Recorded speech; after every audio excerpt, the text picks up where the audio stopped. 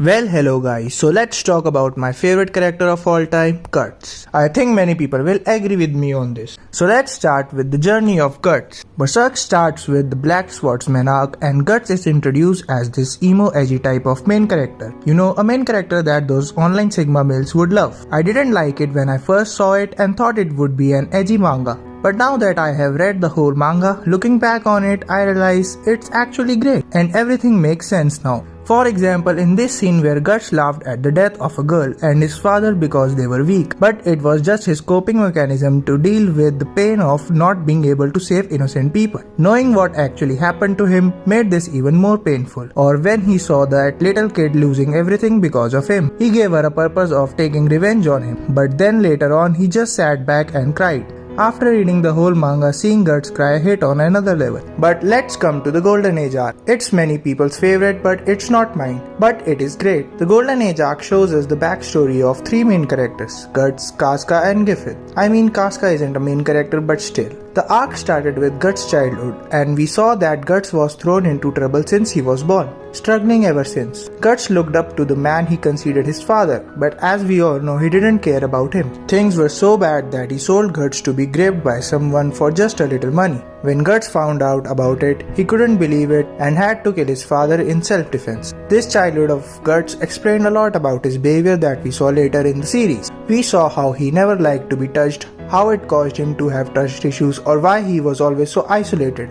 In this fun scene, we saw how it was enjoyable for others, but it was traumatizing for Guts, which made it really sad. Then later on, when he was running away from his father's group, he became a wanderer, a swordsman who swung his sword for survival, trusting no one. Guts only took money for assassinations, and we could see how strong he was. This was where he met the band of the Hog. He joined, or let's say he had to join the gang because he lost to Griffith. Now Griffith was completely the opposite of Guts, not just in character but also in appearance. He was portrayed as a white knight, a hope for everyone, someone people looked up to. He had a charm that attracted everyone, while Guts was dark, edgy and not easy to get along with. I like how Kentaro Miura changed the color dynamics because often the hero is depicted with the color white and villain with the black, but it's other way around in Berserk. Now Guts in the band of the Hawk fought for Griffith and challenged himself every day. He became stronger and stronger and the band of the Hawk became more known and successful because of him. We saw how the group was impressed by him and Casca was annoyed because he was taking the attention of Griffith. Everything seemed okay until he heard these words from Griffith. Guts heard Griffith talking to that princess.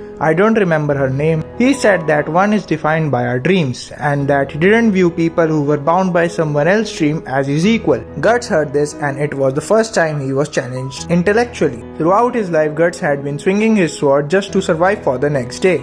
But he never asked himself why he should survive for the next day. He had no goals and was thus living a meaningless life, while Griffith, for whom he worked for, had a dream and was working towards it. This shocked Guts from the inside and he wanted to leave the band of the Hawk to go on a journey to know himself better, a journey of self-discovery. This also shocked the band of the Hawk, especially Griffith. No matter how much Griffith wanted to deny it, Guts did have an impact on him. According to his philosophy, Guts should be inferior to him, but he wasn't. He was really strong and had an impact on the army. For the first time, the army admired someone as much as they admired Griffith. His army was not only known for Griffith but also for the Black Swordsman, Guts. Griffith hated this because he was a narcissist and didn't like losing control over someone or someone else having more impact on his people than him. He himself said that Guts was the only one who made him forget about his dream. Guts left the band of the Hawk, defeating Griffith in front of his army. Guts left what he had for what he wanted. This is one of the core themes of Berserk and will be explored more later on in the series. Griffith was infuriated by it. He hated that he lost control over someone and was defeated in front of his people. This made Griffith so mad that he made a big mistake on purpose. He entered the princess' room to sleep with her. Now usually Griffith wouldn't make such stupid mistakes, but this time he did, just to see how he still had that control over people, as that was the only thing that satisfied him. Even while sleeping with her, he was just thinking about Guts. Griffith ruined all his hard work just because Guts left. And then shit happened. He got caught, he was tortured, and the band of the Hawk was hunted. Now the band of the Hawk had been hunted for a year. They were barely surviving and on the verge of death until they found Guts again. Guts returned and helped the band of the Hawk by protecting them. And then we saw some of the best romance writing ever with Casca and Guts. Casca at a very young age was sold off to some pervert by her family. Then she was saved by Griffith, who offered her a place in his band of the Hawk. This made her fall in love with Griffith, who was depicted as a ray of sunshine in her life, not only for her but for the whole crew. This event in her life touched her so much that she became emotionally dependent on him. She was unable to go against her biased feelings for him. However, as we know, Griffith viewed others as inferior to him,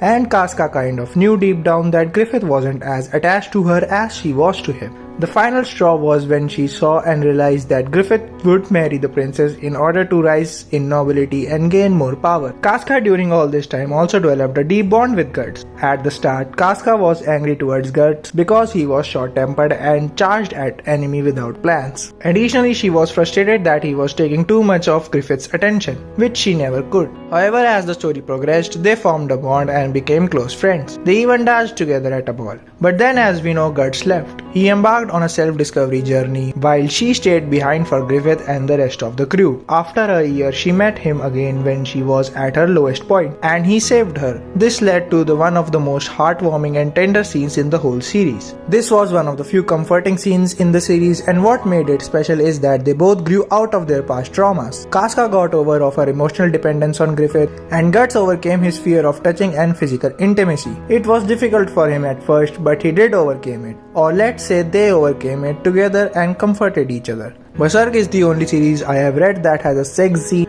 and it actually fits into the story. It didn't feel forced at all. Not only did it fit, but it also enhanced the scene. But the thing was, Guts was still leaving, which was very bad, and the series did pick up on it later. Now we came to the most traumatizing scene ever, the Eclipse. Now Griffith was crushed and not at all like he was before. He had a choice to either change his life and become the fifth devil or whosoever they were, or just stay like this with his family, the Band of the Hawk. And Griffith of course chose the first option. He sacrificed everyone, and we got one of the, if not the most traumatizing scenes ever, the Eclipse. Griffith didn't stop there. He saw Casca and Guts having a good relationship. His control over them was gone, and Griffith didn't like it at all. He hated that Casca was no longer emotionally dependent on him. That's why he grabbed her in front of Guts, who was just too weak to stop them all. Later on, we also saw that Casca had a child, Guts' child, but now he was affected because of Griffith, and this enraged Guts to a whole new level. But the suffering still didn't end. When he saw Casca, the Casca he knew was gone. To deal with the trauma, her mind regressed to a childlike stage and suppressed all the memories. She was afraid of touch and even afraid of Guts. So this was the Guts that we saw in Black Swordsman arc. His friends were genocided by his best friend, his girlfriend was raped by his best friend, his girlfriend wasn't mentally stable anymore, and his child was also cursed by his best friend. It all makes sense now. His coping for a weak person dying whom he was unable to save, or him crying and more. Now many people say that the Golden Age arc was the peak of Berserk and that the series never touched that peak again. However, I couldn't disagree more. For me, the real Berserk started after the Golden Age arc. Berserk became very thematic and philosophical from here. Conviction and Falcon of the Millennium are the best arcs I have ever read. This is also where Guts became the GOAT. After this, we saw that Guts left Casca with the family on the mountain while he hunted for Griffith. However, when Guts was on his journey of revenge, Casca ran away as the family was unable to take care of her properly, as the family only consisted of children and an old man. And this was where Guts realized his mistake. He understood that he couldn't do both. He couldn't protect Casca while being on the journey of killing Griffith at the same time. It was the same situation and the same theme again. Should he leave what he has for what he wants? Guts realized that he could either focus on his revenge against Griffith,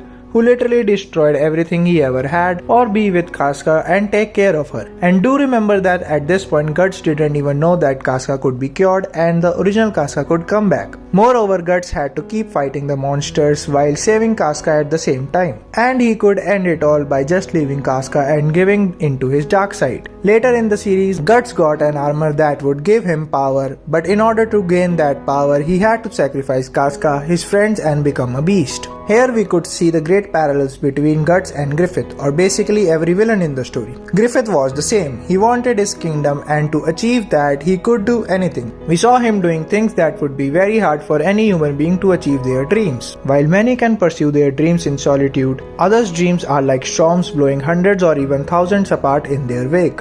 Dreams breathe life into men and can cage them in suffering. Men live and die by their dreams, but long after they have been abandoned, they still smolder in men's heart. Some see nothing more than life and death. They are dead for they have no dreams. This is what Griffith said. Dreams can pour life into men, but they can also cage them in suffering. We already talked about the rest of the dialogue, so I am discussing the last part now. And Griffith was one of them. He couldn't be at peace until he achieved his goal, but for that dream he had to sacrifice what he had. His dream helped him to endure the suffering while also caged him in an endless suffering. And it's not like Griffith didn't care about the Band of the Hawk. He did, but he would sacrifice them as he couldn't live a life where his dream wasn't achieved. I think Griffith is what Isayama wanted to do with Eren, and Guts and Casca would be Armin and Mikasa. He wanted to portray the same theme with Eren as Griffith but with a different plot. However, as we know, he messed up so badly by the end. Seeing this makes me realize how much thematic part of AOT was inspired by Berserk. And now Guts was presented with the same choice. He could leave everything, give in to his demons and became really strong enough to defeat Griffith. He has to leave what he has for what he wants. Griffith represents here the philosophy that one shouldn't become slaves to our own dreams and desires, that we should be the ones in control of that desire rather than that desire controlling us. Another philosophy in this arc was that when you are fighting evil, you have to make sure that you don't become that evil yourself. And that's what we saw. Guts had to fight against these demons again and again. But at the same time, he had to fight against his own demon, which is depicted as a real devil in the manga. To add to that, the mark on his body amplified his darker thoughts and also affected those who were near him, as we saw with Farnese giving in to her demons in this scene. This theme is also present in stories like Lord of the Rings, where while defeating evil, the characters must fight the temptation of becoming evil themselves with the help of the ring. Similarly, in Spider-Man, he can use his powers for his own benefit at any time, but he chooses not to. What makes Berserk more emotionally impactful is its graphic nature. Because of the way Kentaro Miura presented his gore scenes, we are able to understand Guts' internal struggle better. Another theme of Berserk is that we all have a dark side. And because life is so difficult, we are often tempted to take shortcuts and give in to our evil side. However, we shouldn't. Instead, we should keep struggling like Guts and strive to improve our circumstances through hard work and perseverance, rather than inflicting pain on others for our own pleasure and success. This is what separates a hero from a villain. A hero's journey is always more difficult than that of a villain. Guts is like an honest man in a corrupt world, who sees people around him doing unethical things to make money and achieve success. He is tempted to do the same, to commit something evil that will negatively affect others but positively affect him. Berserk also showed the hypocrisy of the evil. How Griffith for his dream would destroy others' dream. He wanted to be free, and he could be free by being at the top, but at the same time he liked having control over other people. If Guts had left Casca, then Griffith would have succeeded in having that control over both of them, as their lives would have been destroyed by the pain he inflicted on them. Casca was in a childlike stage, and Guts would be leaving his love to take his revenge. One more thing I like about Guts is that he kills all his villains, unlike heroes in other stories who always forgive the evil that doesn't deserve redemption at all. Dragon Ball, Vinland Saga and Avatar are some examples of this. Guts survived even worse than them, and he still didn't give up, so they don't deserve to live, which is very true, and Thorfinn should take notes. Seeing someone with those powers makes Guts realize that they must have sacrificed their loved ones the same way Griffith did, and the trauma comes back to Guts and he directs his rage towards them. Guts, while fighting his inner demon, had moments where he almost gave in to his demon. As we saw in chapter 190, he got over Casca.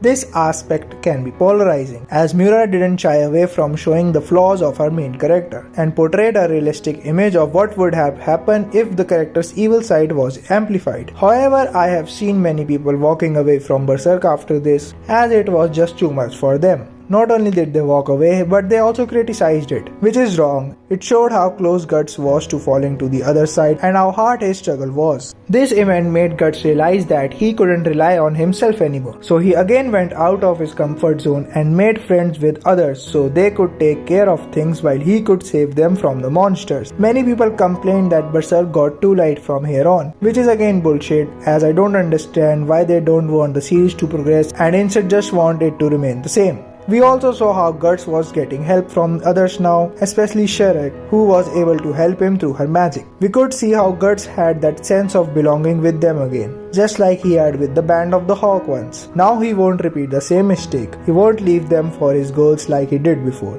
which was quite heartwarming and showed his character development. A ray of hope came into Guts' life when he learned that Casca could be cured through magic. I also really liked the dream sequence with them going into Casca's mind and getting all the flashbacks of the Band of the Hawk days. And then finally Casca returned.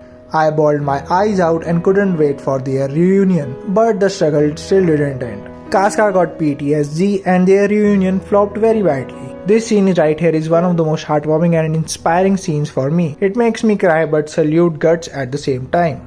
This scene where Casca got up again, she was talking with the girls and being happy, and Guts just quietly listened from behind the tree. He wasn't getting in front of her just so she could be happy and not experience another PTSD episode. And then they talked with a tree being in between them. This is again where I couldn't stop crying. This whole sequence was very emotional and heartwarming at the same time. The way Miura is able to create a dark and evil world while still being hopeful at the same time is mind-blowing. Guts and Casca have the best written love story ever. I can't remember any couple coming even close to them. But we just can't even get a glimpse of happiness in Berserk. It's just out of character for Berserk. We got to a plot twist which was foreshadowed many times. Griffith and their child being in one body. Her child transformed into Griffith. And that was it. Kentaro Miura could only write this masterpiece up to this point. After this he passed away, but he will always be remembered for his masterpiece. Fortunately, he told the rest of the story to his friend, and now he and the studio are working on the project. So after the child took form of the Griffith, he kidnapped Casca again. Not only that, but his army destroyed the witch land. Guts tried to protect Casca but failed again. All of this was for nothing. We saw him in that sadness and despair again. Not only was he sad, but he was also disappointed. This scene was again very hard to watch. But now he didn't lose himself. He didn't create chaos, but he was just in despair. As after all this, he was still too weak to defeat Griffith. And as of right now, it still seems really hard for Guts to win. He does have an army now, but it's still weak compared to Griffith's army. It seems like he would have to use the power of that armor. Will he need that power of the armor in the future? Will he need to sacrifice himself in the end? Or maybe he wouldn't have to. We also need to learn more about Skull Knight, his past, and how he would help. There is still a lot to unpack in the series, and I hope we will be able to see it. Many people say that considering the tone of the Berserk, it should have a depressing and dark ending. But I don't agree, as that would destroy the core themes of the Berserk. It would send a bad message and would rather motivate people to be like Griffith, to give in their dark side, and overall would convey a very pretty nihilistic message instead of one of struggle and hope. If Guts would still lose and die after all the struggle and remaining on the good path, then that would mean that he was wrong and he should have just given up to his dark side. Kentaro Miura once said that a grim story with a grim ending isn't to his taste, so we might get a good and satisfying ending. So that was it. That was the journey of the most life-changing, inspiring character Guts. The same can be said for the story of Berserk. So comment down your thoughts and tell me your favorite character, how you want Guts' story to end, and how you actually think it will end.